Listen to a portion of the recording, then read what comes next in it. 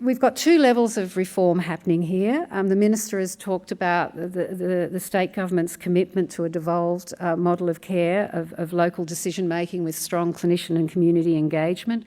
This is a theme of health reform globally. If we're going to organise care properly around the patient, the models of care need to be localised around the patient. They need to be flexible and they need to be able to join the dots and connect up care across a range of providers and a range of settings. Transparency is absolutely key to being able to support that local decision making. And as well, in terms of our state government model, we have to work within state budget parameters. So it's a critical piece of our state reforms. At the same time, of course, it's been a critical element as part of the national health reforms, picking up from the recommendations of the National Health and Hospitals Reform Commission. We first of all had the Rudd Plan that then moved into the Gillard Plan and then a National Health and Reform Agreement, which is what we're all working on implementing now. There's some important differences as I go around our health services. I find that some people have got in their minds that some of the elements of the original Rudd Plan are what we're implementing.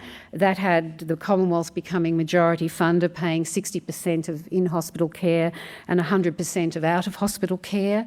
It had the Commonwealth contributing to the capital funding in the system, but it had a number of states that weren't necessarily prepared to sign up to that model. It had changes in the GST arrangements between Commonwealth states and various other challenges.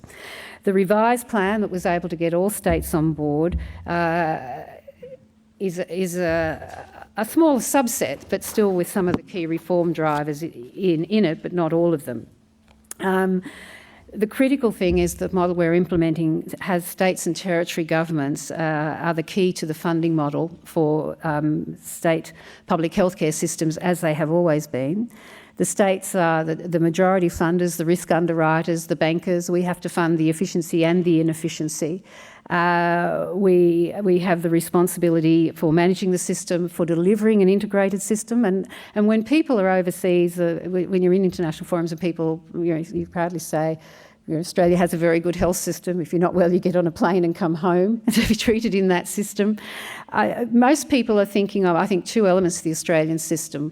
One is at the primary care level is a good access for the most part to general practice, but on the other side of things, people are thinking about our integrated, organised public healthcare systems in this country, which are well networked, well organised, and able to prove if you have an episode of illness, a trauma, are able to scoop you up in a retrieval system, get you into the right care, and see you through that process. That's what people are thinking of. And the states in our country have the responsibility for organising that organised part of the system.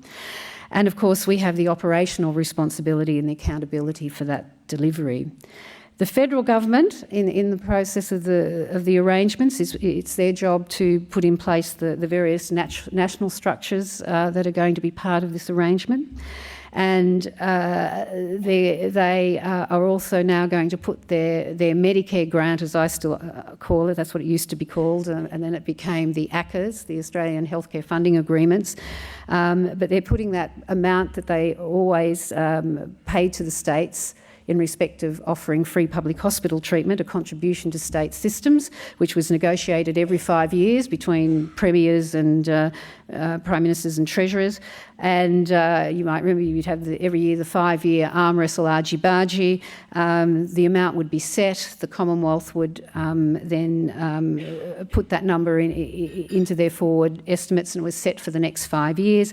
And that was their lump sum contribution to states towards the system. And in return, the states all agreed to provide their services free to all Australian citizens who elect to be treated as public patients in our hospitals. That's essentially how we have the universal access to free hospital care as part of our national Medicare system. So they're going to put that money into a national funding pool for it to be paid now on an activity-based funding basis for the most part.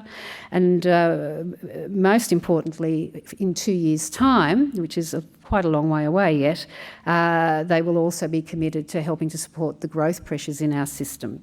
And we'll talk a bit more about how that will work.